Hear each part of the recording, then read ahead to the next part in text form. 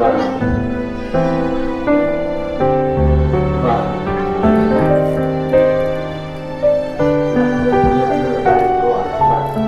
cao đắt lớn nhà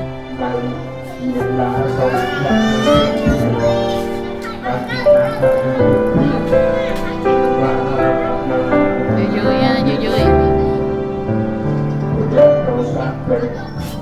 hey,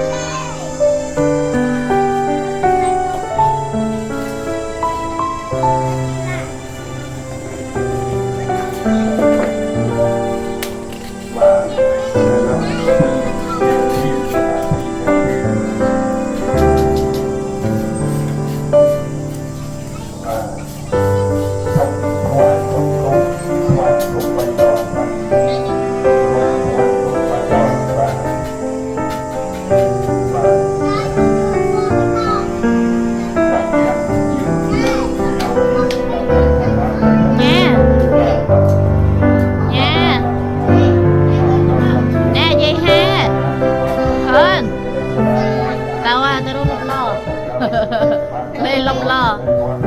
giấy thế được cái lên lọc lò lột đồ giấy kia này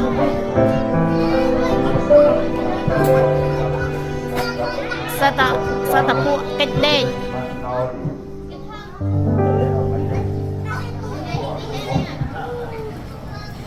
không chiêng ai bông vua chiêng tịch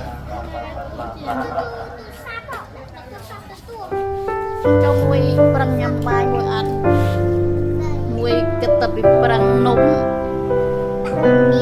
ý sao nói với nó trai ơi trai tao có ai từ nó không vậy đây ba mà tụi đọc chứ một bài hơi cái nó một lên như tao biết cái này nó té nó tặng bay nè chúa cái này thôi bánh dây trừ ngoài này xây tí cái chúa này nè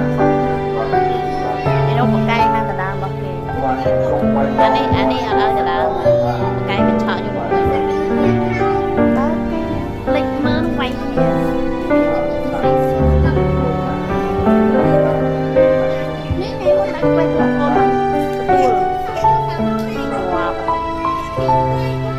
Wow.